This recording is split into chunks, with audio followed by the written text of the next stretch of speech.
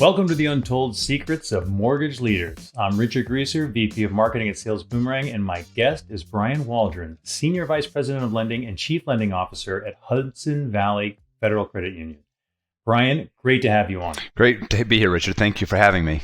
Awesome. I'm fired up for this episode. I love credit unions, and I love talking to the folks who work at the credit unions. So let's kick this off. Why don't you just tell everybody a little bit about you, your background, and where you are today. Yeah, great. Thank you. So I am at Hudson Valley Credit Union in Poughkeepsie, New York today. It's about a $6.5 billion credit union just outside of New York City, about an hour north.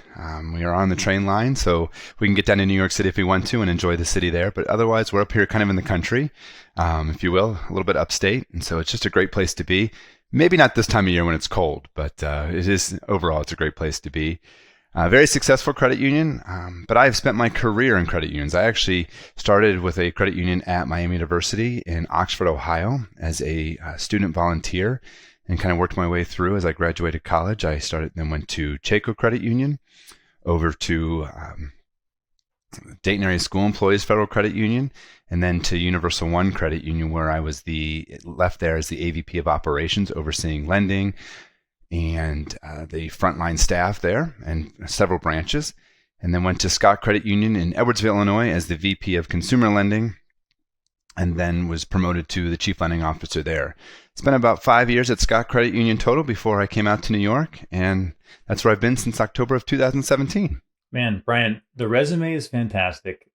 I love it, right? You've got your credit union chops, but the real resume that people aren't going to see online is that you've got twins and I've got twins, right? So that's how we connected originally. And just so everybody understands, there was like a post that was talking about, how many times a week on average do you hear the word like literally? And Brian responded and was talking about how much he hears it because he's got he's got twins, right? And then he's got an older kid too. So that was hilarious, right? Yeah, it was great. So I do have twin 14-year-old boys and an older boy who's 18. But Cody and Ethan are my 14-year-old twins, and they just celebrated their 14th birthday on the 20th. So literally, I hear literally 1,000 times a day, and I will probably say it in this episode a couple of times just because it flows off my tongue very easily. Well, I was telling you that I'm just past the pilot season with my twins being 2 years old, and you're in like season 14. I can't even imagine what it's like. It's a whole new plot. New characters have changed, Yeah, it's like Marvel X-Men. You never know who's going to come at you next or what's going to happen. It's a little wild, but it's been a fun ride. I'm not sure my older son believes that. He was an only child for about 4.5 years before they came along. But it's a wild ride, and all I can tell you is hang on, because when you think you got it, there's literally a curve. Yeah, for sure. Well, look, let's transition into this topic here because it's a great one. Yeah. A lot of the credit unions I talk to are super passionate about their members. And I think it's the same as for you as we talked in kind of the pre-show. But I think what's really interesting is how passionate you are and your team is about employees. And that's awesome. You don't hear that a lot, actually, at least spoken about a lot.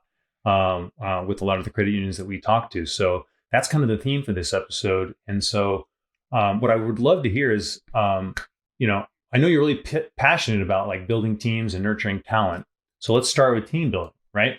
Like just tell us, why is that important to you? Well, I think, it's so important to build teams, and there's a couple of reasons why. The first one is I think credit unions are all about their community, right? And I truly believe that being stewards of our community, we need to create better employees within our community who can be better members of society in general. We need to give them opportunities to learn, to grow, to advance their careers with us so that they don't have to relocate or go to a different facility to do so. I think having that passion for employees will spill over into your community and resulting in so many different things. For example, I believe it's important for employees to volunteer, so we allow them volunteer time. I believe it's important for them to be on boards if they're in the management level or above, sitting on and actively pursuing that. I think it's just really good to really just trying to drive home, what we do best and allow our employees to continue to grow and be better members of society. Yeah, for sure. I mean, we've all seen the difference between folks, who are just not into what they're doing, right? Versus people who are really passionate about it. We've seen that definitely in the service side. You go in and order a hamburger and someone's like, what do you want? You know what I mean? Absolutely. Yeah. So, all right, well, let's talk about the difference between good and great. Like, what's the difference between a good team and a great team? I think a great team is one where you're all pursuing the same thing and you all understand not only the common goal, but you're striving to beat that goal and really exceed that expectation. And everyone understands their part and isn't afraid to step in when appropriate. I think the big thing about building a team is, that a lot of leaders don't understand is the active listening that we have to do. And that's really, as we kind of talk later on one of the programs we developed, it was really that active listening as leaders that we did internally. I think, a lot of times leaders do not have all of the answers. So in order to continue to build leadership, you need to listen to your team, take an active role, let them talk, kind of, finagle things around and kind of work through their own difficulties and then step in when appropriate. One thing I learned very early on as a manager is that my words mean something in the room of subordinate employees, right? So as soon as I speak, the entire room will change their opinion on something a lot of times. So most of the time, I'm the last one to speak in the room. I want to hear others' opinions before I really kind of dive in and give my synopsis of it.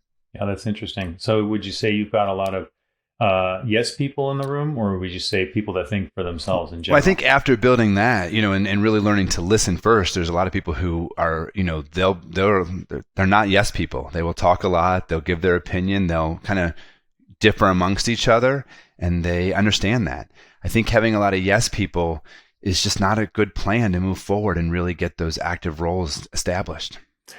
So, there's one thing that we talked about before that I think is pretty awesome. You're in Poughkeepsie, right? I am. And so from what you told me, there's a lot of brain drain, like talent that gets, you're right next to New York, the city. Yeah. And so a lot of folks get wowed by like the higher salaries and, that kind of thing. And you end up losing a lot of talent.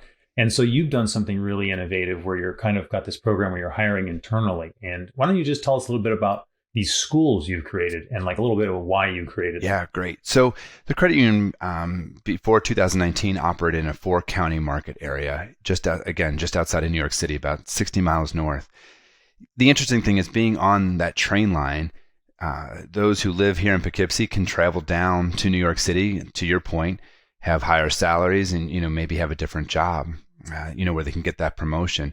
And so as we kind of look at that, we were developing employees and then they would leave us and go down to the city or go somewhere else.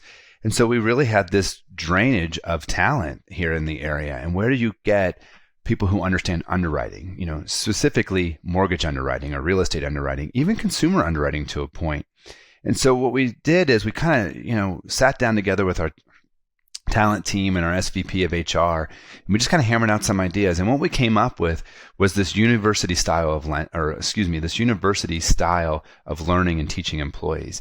And so the first school we created was the Consumer Lending University. And in that program, we invited employees, regardless of what position they had internally, to apply. And they were to sit through a school and become more acclimated to our consumer lending area. That's cool. And so that's like anybody, right? Like tellers? Anybody? Absolutely. Tellers. We had branch supervisors. We had a lot of branch loan officers who would input the loan but didn't really understand what happened on the background. So they didn't understand the processing, the servicing, the underwriting, and they were able to learn that. And this was a group of, dedicated employees that, they had to go through an application process. And then the great thing is there was classroom learning and then hands-on learning where they actually would sit with members of that team and go through. We didn't really talk about this in the beginning, but it sounds like there's cost associated with it. Like you guys invested in this. And so like your time, the people's time to put the course together and whatever resources, like that's pretty awesome. Like, can you talk a little bit about what is the investment that you guys put in for like per employee? Yeah, the investment's a lot of time, to your point. So we had our AVP of training and knowledge management. She was really in charge of kind of developing the course and what that looked like. The AVP of consumer lending and the manager of consumer lending were then, developing what they were going to say internally and kind of how to go through the systems and look at it and, how to navigate through. And then there was the time of the employees outside of their normal course of business, sitting down with an underwriter and really watching them perform the work. And even sometimes taking the mouse and keyboard and really performing the duties themselves just to kind of get that hands-on experience. So absolutely, there was a lot of time dedication. We we kind of averaged it out. It was about 2 hours per week for the employees that were going through the class. And the class would last anywhere from 10 to 12 weeks, depending on how quickly we could get through the information. So again, you're talking a lot of time and investment there. As far as my personal time, I kind of oversaw the process, but I was able to go through or go down into the classroom when they would meet and talk with the employees and really kind of add some excitement. As my AVP used to say, he didn't really want me doing any of the hands-on work because I would mess them all up. But, I was able to sit there and kind of go through that process with them and kind of walk them through and build excitement about what they were doing. And it's always nice for an executive to be in the room kind of building that excitement for a teller or a branch supervisor and kind of having that one-on-one time. It also gave me a chance to listen to the employees to see what their feedback was on not only the university, but the credit union in general. And so we were able to kind of take some changes from there as well.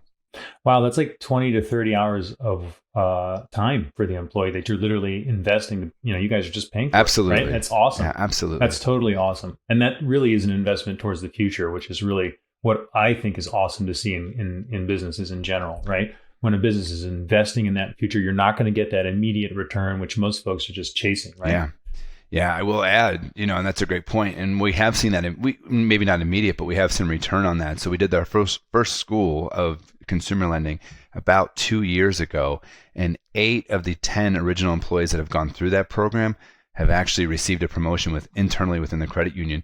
I believe 6 of those into our consumer lending area and 2 to other areas of the credit union as well. So very, very exciting to see that return over a 2-year time frame. Oh, that's awesome.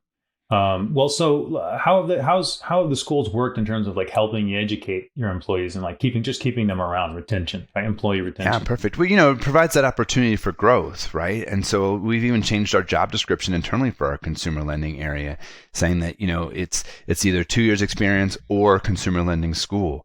And so I think, cool. So it really helps out when people apply. They don't, you see that 2 years of consumer lending experience and, sometimes they're trying to piece it together like, I was a loan officer here, I did some processing here, and you're trying to match it all up. And here, it just really gives them the ability to say, look, I went through this university and I learned a lot. Now I'm ready for that next step in my career. And I want to be clear, it doesn't just end with consumer lending, right? I mean, as I'm sure we're going to get to, we've developed this entirely throughout our organization as we kind of sit through this. So our next school that we're going to run is a real estate school as we, as we kind of walk through this. And we're working with local universities to kind of say, how do we build this internally for our accounting area, even our HR area? How do we give people build that talent internally so that we can start building bench strength throughout the organization? Yeah, I mean, if you invest in someone like the way you're describing, if someone else comes to them and says, "Hey, let me poach you," or something like that, that person is like, "No, this organization invested in me and made me who I am today," right? Like you are putting up walls around that employee, literally, and creating loyalty. Which is, I use the word literally right there, by the way. I heard it. I've been counting. No. Oh man. So I got one more question, a couple more questions for you. So we're in the midst of a talent crisis. Everybody's hearing about this. It's getting really hard to hire, especially certain categories like technical talent, stuff like that. And so in the mortgage industry, what role do folks like yourself play when it comes to attracting talent and like building great teams? Yeah, that's a really great question. And not only is it building talent, but right, it's also the loss of talent internally. To your point, the real estate market has seen an extreme impact because of stealing employees from other institutions and trying to get those employees who have experience to underwrite or to process as they kind of go through this refinance boom. And so we have really tried really hard to hold on to those employees and make our work environment better for them. And so we continue to build internally by giving them the opportunities and really listening. For example, if we have a real estate underwriter 1 and they want to be an underwriter 2, which means they, know more about secondary market and how to underwrite to those, we're providing that talent or we're providing that education to them to do that, and we're providing them the opportunities to grow and continue with our organization. Look, it's much easier to say, hey, I'm going to leave this job for, $2,000, $3,000 more a year over here and the ability to work 100% remote.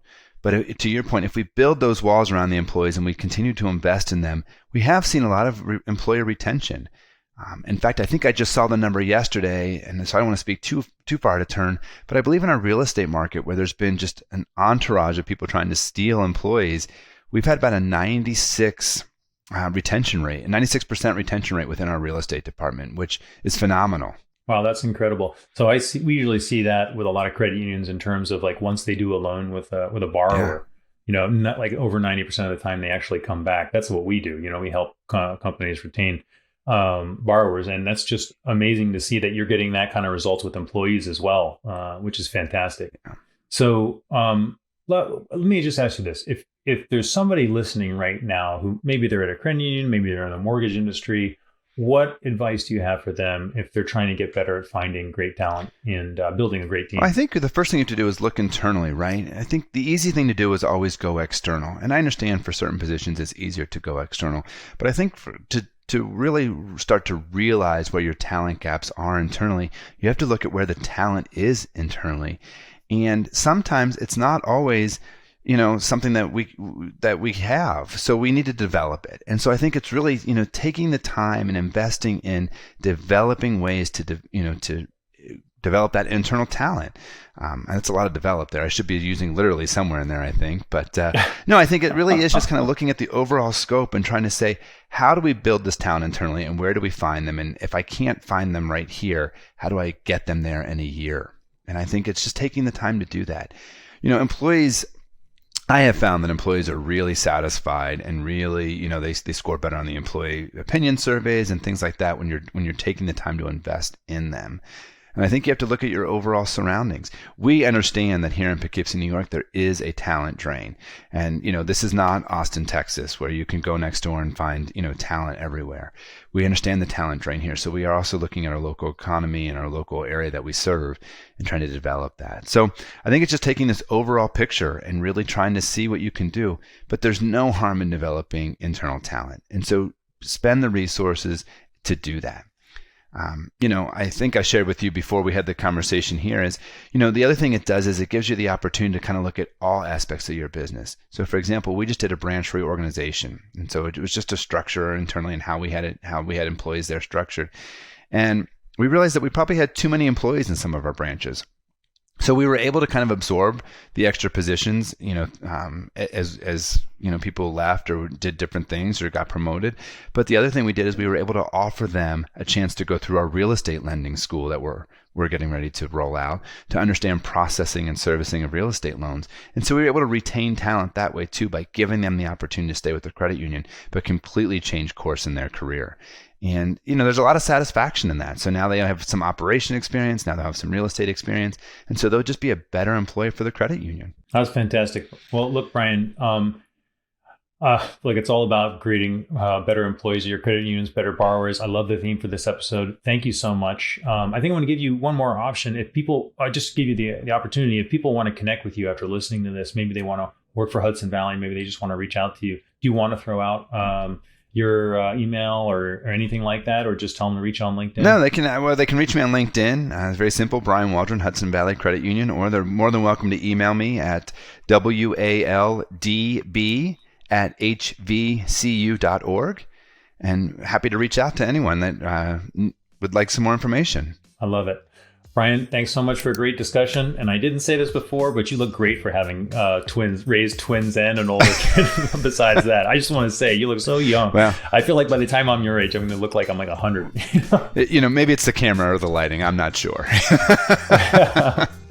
Cheap compliments. I appreciate the opportunity to talk today. It was great. I really enjoyed it. Awesome. See you next time. Absolutely. Thanks for listening. If you like the podcast, please give us a 5-star rating, subscribe, and tell all your friends about the show. We at Sales Boomerang started this podcast to elevate the mortgage lending industry by sharing the kind of exclusive, insider knowledge from the successes and failures of the best of the best. The foundation of every successful lender is borrower retention.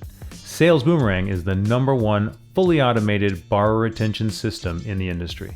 1 in 2 of the biggest lending companies in the United States use Sales Boomerang to make sure they reach out to their borrowers when they need a loan, and more importantly, before their competitors do. If you want to learn more about Sales Boomerang, check us out at salesboomerang.com.